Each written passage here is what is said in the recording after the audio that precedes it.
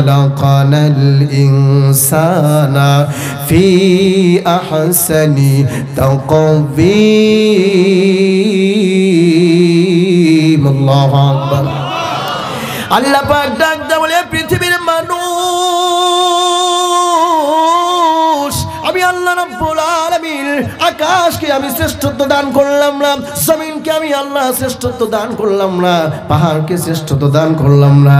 যেই দুর্বল মানুষেরা কোরআন গ্রহণ করলো আমি কথা দিয়ে দিলাম এই পৃথিবীর ভিতরে যত শক্তিশালী প্রাণী আসুক না কেন ওই দুর্বল মানুষগুলোকে আমি আল্লাহ শ্রেষ্ঠত্ব দান করলাম। সুবহানাল্লাহ।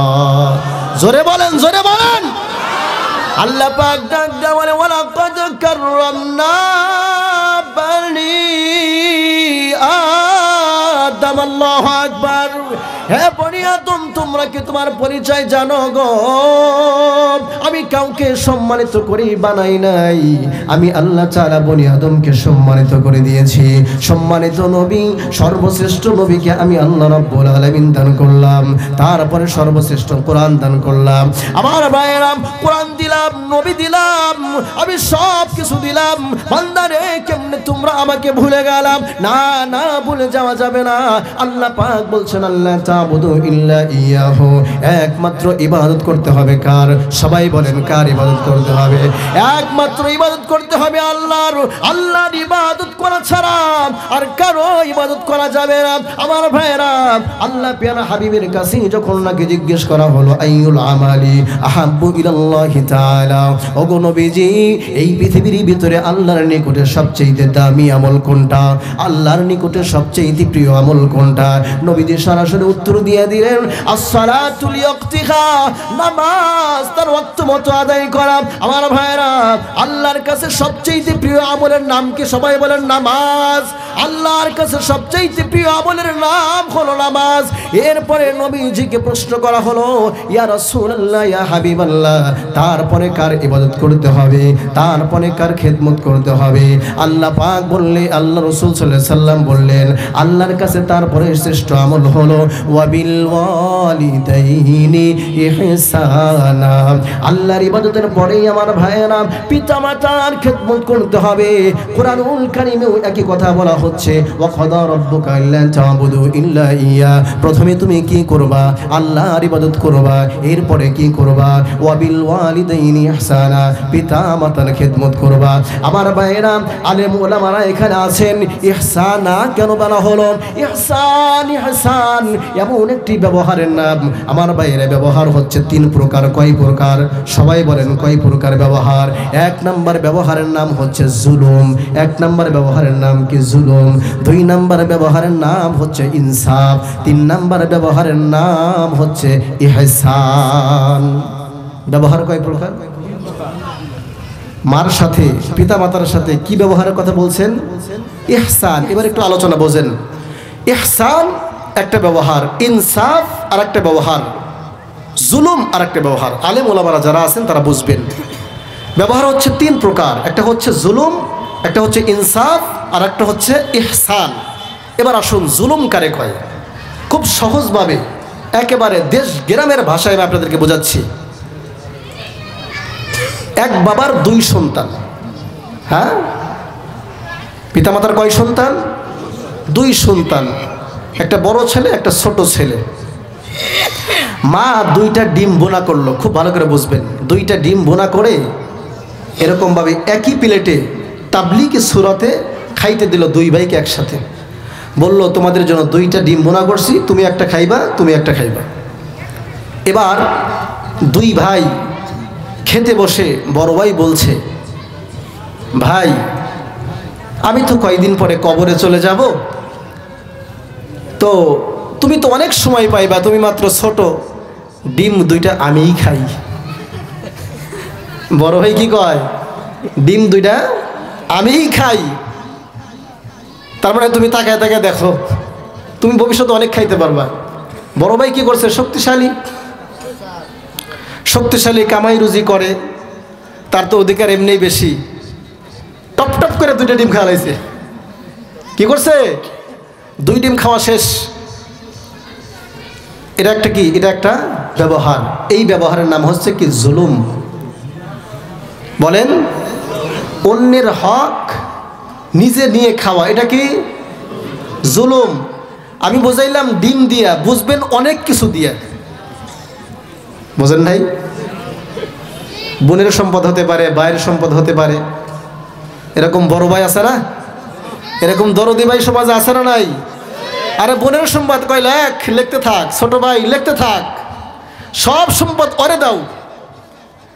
এরকম জালেম ব্যবহারকারী সমাজে আছে না নাই? এই ব্যবহারের নাম কি? জুলুম। এটা হারাম। এটা করা কি হারাম, নাজায়েজ।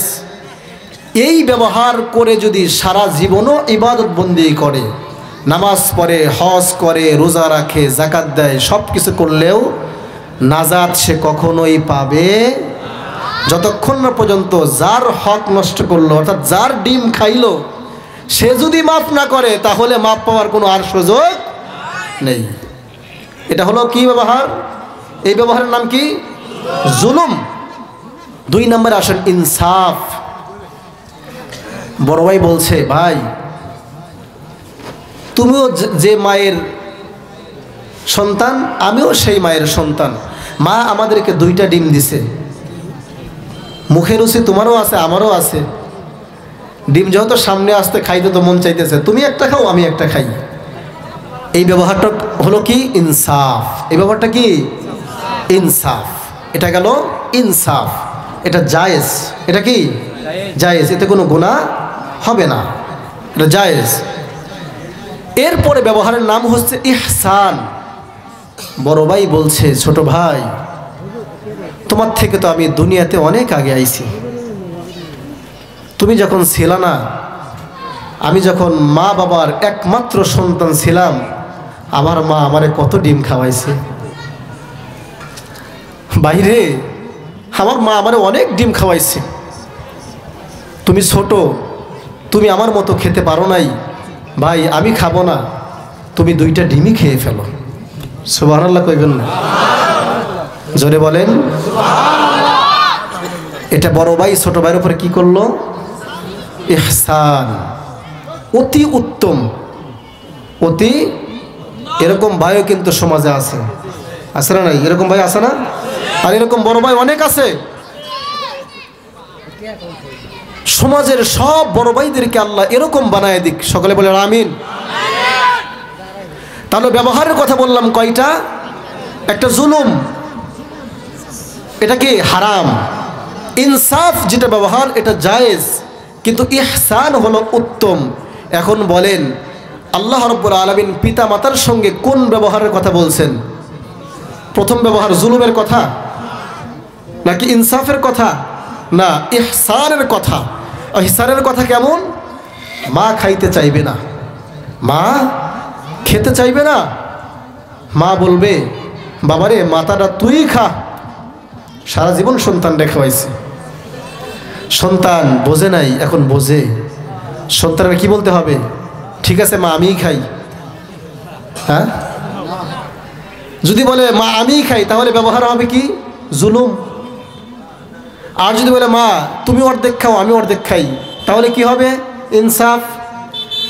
আর যদি বলে মা সারা জীবন তো আমিই খাইলাম, মা তুমিই খাও, এটা হচ্ছে ইহসান। এই ইহসান করার কথা আল্লাহ রাব্বুল আলামিন কুরআনুল কারীমের ভিতরে বলছেন, পিতামাতার সঙ্গে ইহসান করো। কি করো? পিতামাতার সঙ্গে ইহসান করো। জুলুমও করা যাবে না, ইনসাফও করতে হবে না। মা খাইতে চাইবে না, মাকে জোর করে খাওয়ানো লাগবে। আর আমরা কি করি? বড় হয়েই, বিবাহ করেই আলাদা হয়ে গেলাম।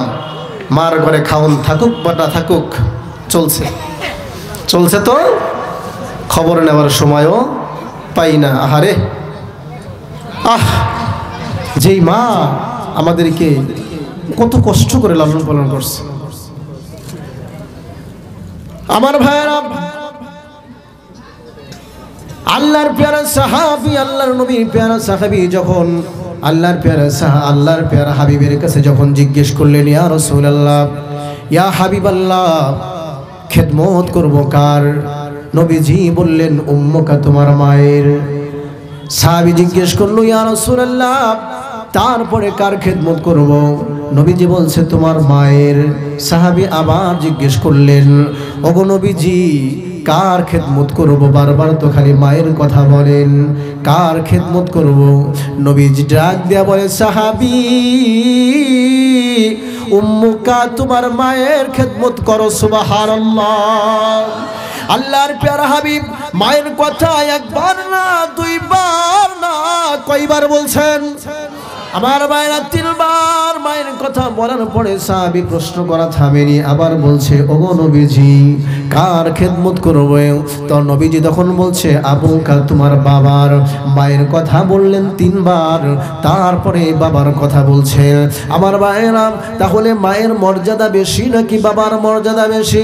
আমার ভাইরা খেদমতের দিক দিয়ে অবশ্যই মায়ের খেদমত বেশি করতে হবে, কারণ মা তোমার জন্য 3টা কাজ বেশি করেছে। 1 নম্বরে তোমাকে গর্ভধারণ করেছে, যেই গর্ভের কষ্ট জীবনে কোনোদিন তোমার বাবা বুঝবে না।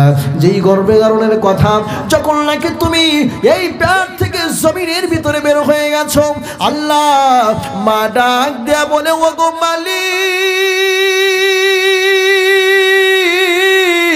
আর কষ্ট দিও না মালিক, আমি আর দুনিয়ার ভিতরে বাঁচতে চাই না। গর্ভধারণ এত কঠিন রে বাবা,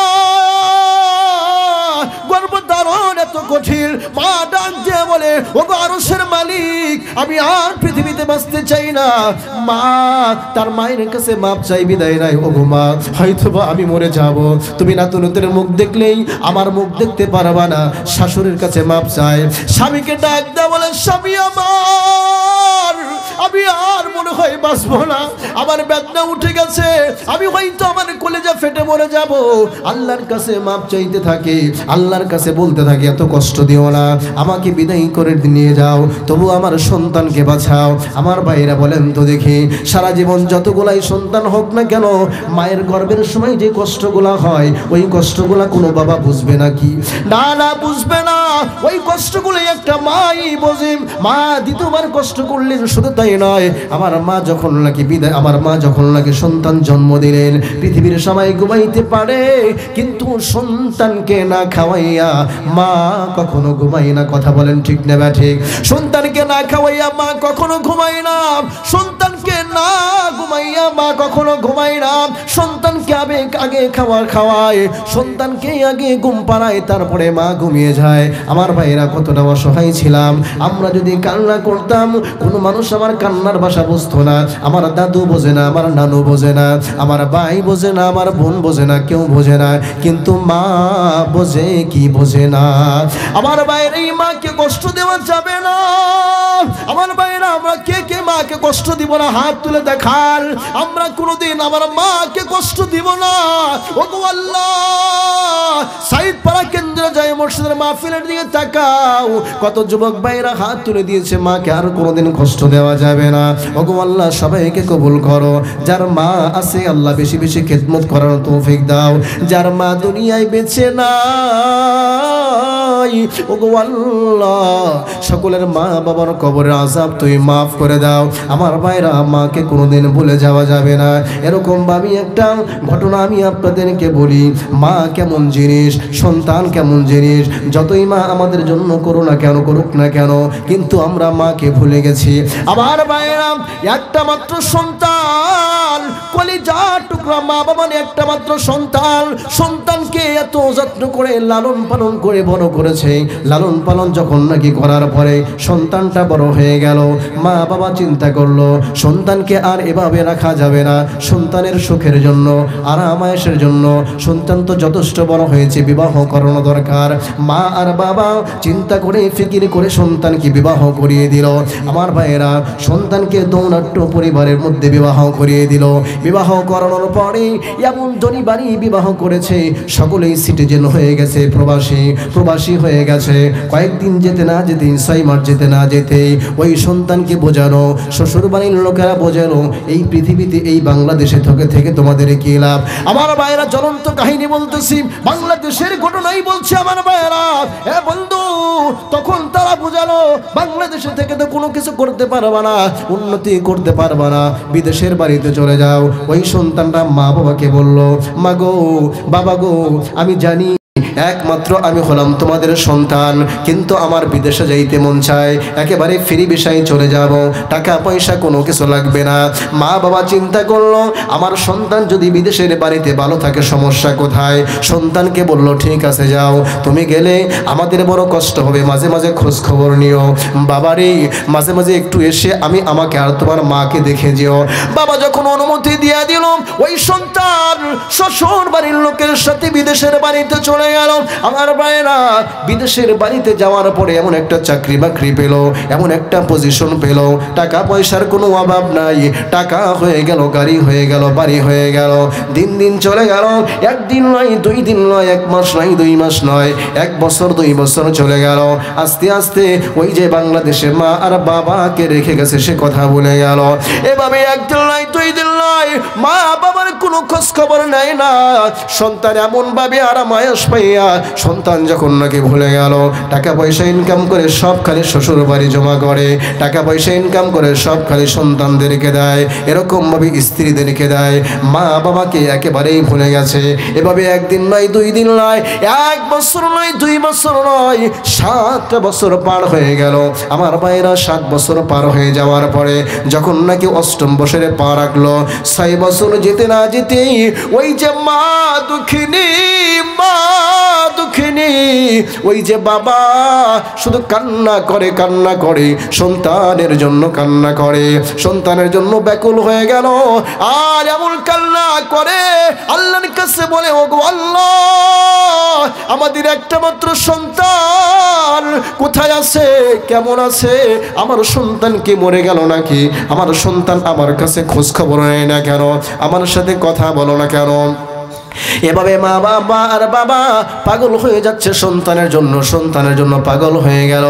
এক পর্যায়ে টাকা পয়সাও কোনো কিছু পাঠায় না। বাবা অসুস্থ হয়ে পড়লো, এমন অসুস্থ হয়ে পড়লো গো, বিছানায় পড়ে গেল। বাবার চিকিৎসার জন্য কোনো টাকা নাই, কোথা থেকে চিকিৎসা করবে? মা ওই যে একটা বিটা ছিল, একটা জমিন ছিল, ওই জমিনটাকে বাবার চিকিৎসা করার জন্য বিক্রি করে দিল। বিক্রি করে দেওয়ার পরে ওই টাকা দিয়ে বাবার চিকিৎসা চালালো, কিন্তু ভাগ্যের কি নির্মম পরিহাস, চিকিৎসা করতে করতে জমিটাও চলে গেল, বিটাটাও চলে গেল, সব টাকা ভেঙে শেষ করে দিল। কিন্তু ওই বাবা, জনম দুঃখী বাবাকে বাঁচানো সম্ভব হলো না। বাবা পৃথিবী থেকে বিদায় নিয়ে চলে গেল। এইবার মা একমাত্র সন্তানকে হারাইয়া কান্দে গো। আর একজন মাত্র স্বামী ছিল, স্বামীকে হারাইয়া কান্দে। এক তো স্বামীর শোক হারানো যায় না, স্বামীর শোকেও কান্দে, আবার সন্তানের শোকেও কান্দে। এইভাবে কান্দতে কান্দতে মাটার চক্ষুটা বন্ধ হয়ে গেল। আমার ভাইয়েরা, বাড়ি নাই, বিটা নাই, ঘর নাই, জায়গা নাই, মা কি করবে, কি করবে? এখন মা এমন অসহায় হয়ে গেল, ওই মা মানুষের বাড়িতে যে যে ভিক্ষা করে খায়, সবাই বলেন নাউযুবিল্লাহ। মা মানুষের বাড়িতে যে ভিক্ষা করে করে খায়, আর খালি আল্লাহর কাছে দোয়া করতে থাকে, ওগো আল্লাহ, বাবা চলে গেল, সন্তানের বাবাটাও চলে গেল, আমার সন্তানকে তুমি কোথায় রেখেছ? সন্তানের যন্ত্রণায় তো আর ভালো লাগে না, সন্তানের মায়ায় তো আর ভালো লাগে না। ওগো আল্লাহ, সন্তানকে আমার কাছে ফিরাই দিবা নাকি? আমি তো কখন জানি চলে যাব। সন্তানের সঙ্গে কান্না করতে করতে আমার চোখটা বন্ধ হয়ে গেল, আমি কিভাবে বাঁচবো গো? ওগো আল্লাহ, আমার সন্তানকে তুমি ফিরায় দাও। বলেন তো মায়ের দোয়া কবুল হবে কি হবে না? কথা বলেন, হবে কি হবে না? ওই যে বিদেশের বাড়িতে শ্বশুরালয় যে টাকা পয়সা জমা করে, আমার ভাইরা খুব ভালো করে বুঝবেন, এই পৃথিবীতে যত মানুষ আছে সব ভালোবাসার মধ্যে স্বার্থ আছে, কিন্তু নিঃস্বার্থ ভালোবাসে তোমার মা আর বাবা। কথা বলো ঠিক না ঠিক? একমাত্র নিঃস্বার্থ ভালোবাসে কে? একমাত্র নিঃস্বার্থ ভালোবাসে তোমার মা আর বাবা। এই পৃথিবীর ভিতরে যত ভালোবাসা দেখো না কেন, স্ত্রীর ভালোবাসা দেখো না কেন, সন্তানের ভালোবাসা দেখো না কেন, শ্বশুর শাশুড়ির ভালোবাসা দেখো না কেন, তোমার মা বাবার ভালোবাসার সাথে কেউ পারবে না। তুমি মনে করতে পারো তোমার মা বাবা শুধু তোমাকে বকাঝোকা করে, তোমার কাছে টাকা পয়সা চায়, তোমার স্ত্রী মনে হয় সবচেয়ে বেশি ভালোবাসে। না না, 6 মাস কামাই রুজি বন্ধ করে তুমি থাকো, 1 বছর কামাই রুজি করো না, তোমার স্ত্রীর স্ত্রীর ভালোবাসা জানালা দিয়া পালাবে। কথা বলেন ঠিক না ঠিক? আমার ভাইয়েরা, এই পৃথিবীর ভিতরে একমাত্র নিঃস্বার্থ ভালোবাসা কার? মায়ের। মায়ের একমাত্র নিঃস্বার্থ ভালোবাসা হলো মায়ের। মা বাবার হলো নিঃস্বার্থ ভালোবাসা। ওই মা যে কান্নাকাটি করতেছে, আল্লাহর কাছে বলে, প্রভু গো, আমি তো মরে যাব, আমাকে কে গোসল করাবে, আমাকে কে দাফন দিবে, আমার কবরের ভিতরে কে নামবে, একটু আমার সন্তানকে একটু ব্যবস্থা করে দাও না। যদি জীবিত থাকে আমার সাথে যেন আমার সন্তানের দেখা হয় মৃত্যুর আগে। ওই সন্তান বিদেশের বাড়িতে আল্লাহ রাব্বুল আলামিন বোঝাতে চাইলেন, পৃথিবীর মানুষ মাকে বলে থাকা যাবে না, মার মতো তোমাকে কেউ ভালোবাসবে না। ওই সন্তানটাকে বোঝানোর জন্য আল্লাহ রাব্বুল আলামিন এমন একটা অসুস্থ দিয়ে দিলেন, যেই অসুস্থতার কারণে অফিস করতে পারে না, কামাই রুজি করতে পারে না। 1 মাস দেখলো শ্বশুর বাড়ি থেকে, 2 মাস দেখলো, 3 মাস দেখলো, 4 মাস 5 মাস দেখার পরে সকলের কালো মুখ, স্ত্রীর কাছে যাওয়া যায় না, সন্তান সন্ততি তাদেরকে কোনো কিছু না দিলে সন্তান সন্ততির ভালোবাসা পাওয়া যায় না। শ্বশুর শাশুড়ি বলে, এইভাবে আর কতদিন থাকবা, আমরা কি তোমাকে বসে বসে খাওয়াবো নাকি? স্ত্রীর কাছে বলছে, ওগো স্ত্রী, তোমার মা বাবা এইটা কি বলে? আমি তো 8 বছর যাবত কামাই রুজি করে খাওয়াইলাম, আমাকে তো আল্লাহ রাব্বুল আলামিন রোগ দিয়েছেন, তাহলে আমি কি করব? স্ত্রী বলছে, তোমার কথাবার্তা আর ভালো লাগে না, এই পঙ্গুর সাথে সংসার করলেই কি না করলেই কি, 6 মাস হয়ে গেল সুস্থ হও না, এখন তুমি তোমার রাস্তা দেখতে পারো। এই সন্তান এই কথা শোনার পরে কলিজা ফেটে কান্না করে, আর মালিককে ডাক দেয়া বলে, আল্লাহ, আমার মা কই গো, আমার মা কই? আমি কার জন্য এত কিছু করলাম গো? আমার মাকে ভুলে গেছি, আমার বাবাকে ভুলে গেছি।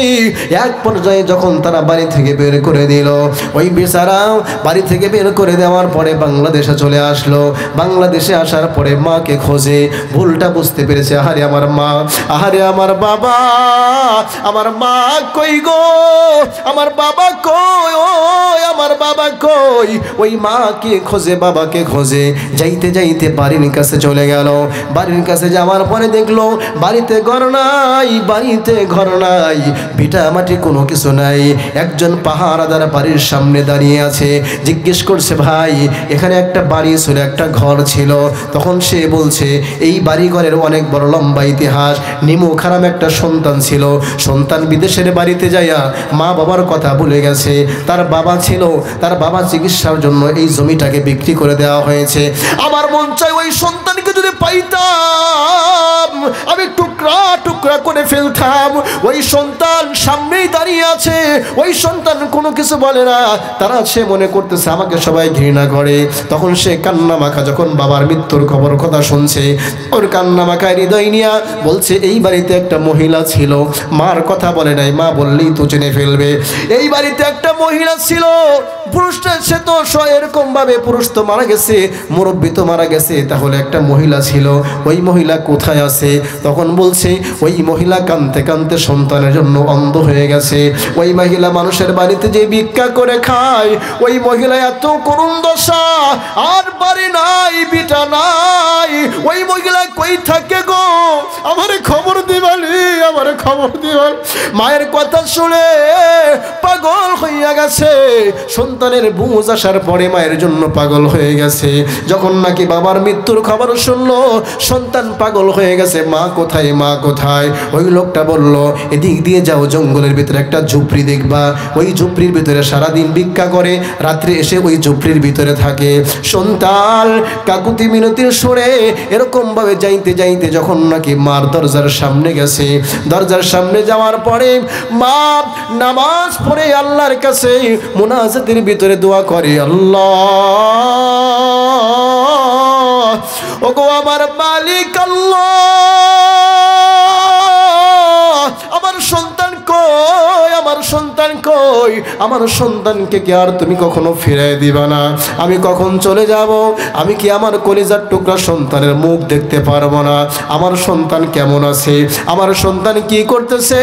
আমার সন্তানকে একটু আমার কাছে এনে দাও। আমি চোখ দিয়ে দেখতে পারি না, তবু আমার সন্তানকে আমি একটু গা দিয়ে এরকম ভাবে হাত বুলিয়ে দিব, আমার সন্তান যেন আমার সামনে আসে। সন্তান ঘরের সামনে দাঁড়িয়ে, ঝুপড়ির সামনে দাঁড়িয়ে এই এই কথাগুলো যখন শুনছে সন্তানের চোখ বেয়ে বেয়ে পানি পড়তেছে। নম্র স্বরে ডাক দেয়া বলে, মা গো, ও মা, আল্লাহ তোমার দোয়া কবুল করছে। আল্লাহু আকবার। আর কেঁদো না মা, আর কাঁদতে হবে না, আমি তোমার সন্তান তোমার দরজার সামনে হাজির। মা একটা দৌড় মারছে, সন্তানের গলার আওয়াজ শুনে মা তখন বুঝতে পারছে। মা দৌড় মারিয়ে এরকম ভাবে মা জড়ায়া ধরছে, বাবারে তুমি আইছো, বাবা তুমি এতদিন কোথায় ছিলা রে সন্তান? তোর সঙ্গে তোর বাবা অসুস্থ হয়ে মরে গেছে, আমি তোর সঙ্গে কাঁদতে কাঁদতে অন্ধ হয়ে গেছি। সন্তান মাকে জড়ায় ধরে বলে, মা মাফ করে দাও গো মা, ক্ষমা করে দাও, আমি বুঝি নাই মা, তুমি কত ভালোবাসো আমি বুঝি নাই। ওগো মা, যেই ভালোবাসার কারণে আমার বাবাকে আমি হারাই ফেলছি, যেই ভালোবাসার কারণে আমি আমার বাবাকে হারিয়ে ফেলছি, যেই ভালোবাসার কারণে মা তুমি কাঁদতে কাঁদতে অন্ধ হয়ে গেছো গো। ও গো মা, আমি তোমার চোখের চিকিৎসা করবো মা, তুমি আর কেঁদো না মা, তুমি কেঁদো না, আমি তোমার সন্তান চলে আসছি মা, তুমি কান্নাকাটি করো না মা, তুমি আমাকে মাফ করে দাও, তুমি আর আমার উপর রাগ রেখো না। সন্তান ডাক দেয়া বলতেছে, মা সন্তানকে ডাক দেয়া বলে, ও গো কলিজার টুকরা সন্তান, আমি তোর উপরে কোনো রাগ করি নাই, আমি এমন মা, আমি তোকে তোর আওয়াজ শোনার সঙ্গে সঙ্গে তোকে বুকে জড়া ধইরা আমি তোকে মাফ করে দিলাম। সুবহানাল্লাহ। আমার ভাইয়েরা, মায়ের মনে কষ্ট দেওয়া যাবে, মায়ের মনে কষ্ট দেওয়া যাবে, আমার ভাইয়েরা মায়ের মনে কষ্ট দেওয়া যাবে না। মায়ের মনে কষ্ট দিলে শুধু দুনিয়া কাঁপে না, আল্লাহর আরশ পর্যন্ত কাঁপা যায়। আমার ভাইয়েরা, মায়ের মনে কষ্ট দেওয়া যাবে না। আমার ভাইয়েরা, এই জন্যই তো সঙ্গীতের ভিতরে বলছে, মায়ের চোখে ঝরলে পানি আল্লাহর আরশ কাঁপা যায়, কান্দে না জানো মায়, কান্দে না জানো মায়, মায়ের চোখে ঝরলে পানি আল্লাহর আরশ কাঁপা যায়, কান্দে না জানো মায়, কান্দে না জানো মায়। বিদেশেতে কারো যদি সন্তান মারা যায়, পশু পাখি জানার আগে জানে তাহার মায়। বিদেশেতে কারো যদি সন্তান মারা যায়, পশু পাখি জানার আগে জানে তাহার মায়। ওরে সেই মায়েকে তোমরা কে হো, সেই মায়েকে তোমরা কে হো, এই দুনিয়ায় দিও, এই দুনিয়ায় কষ্ট দিও না। মায়ের মনে কষ্ট দিলে আল্লাহর আরশ কাঁপা যায়, মায়ের মনে কষ্ট দিলে আল্লাহর আরশ কাঁপা যায়। আমার ভাইয়েরা, মাকে কষ্ট দেওয়া যাবে, মাকে কষ্ট দেওয়া যাবে, মাকে কষ্ট দেওয়া যাবে না। যাদের মা চলে গেছে, যাদের বাবা চলে গেছে, তারা জানে মা কি জিনিস, বাবা কি জিনিস। আমার ভাইয়েরা, মায়ের মনে কষ্ট দেওয়া যাবে না। মারা সব সময় সন্তানদেরকে বেশি ভালোবাসে, মায়েরা সব সময় সন্তানদেরকে বেশি ভালোবাসে। মায়েরা যতটুকু ভালোবাসে, সারা জীবন ভালোবাসলে এক ভাগ পরিমাণও আপনি মায়ের ভালোবাসার সাথে আপনার ভালোবাসা তুলনা করতে পারবেন না। মায়ের ভালোবাসার তুলনা কখনোই করা সম্ভব নয়। আমার ভাইয়েরা, মায়েরা সব সময় নিজে না খেয়ে সন্তানদেরকে খাওয়ায়, সন্তানদেরকে খাওয়ায়। মায়েরা সব সময় নিজেদেরকে ভালোবাসে। আমার মায়েরা সব সময় সন্তানদেরকে বেশি ভালোবাসে, বিশেষ করে ছেলেদেরকে বেশি ভালোবাসে। কাদেরকে বেশি ভালোবাসে? ছেলেদেরকে বেশি ভালোবাসে। আমার মা বোনেরাও আলোচনা শুনতেছেন, আমার মা বোনেরা ছেলেদেরকে যেরকম ভালোবাসা দরকার মেয়েদেরকেও ভালোবাসা দরকার আছে না নাই? মা বাবা দুইজনেই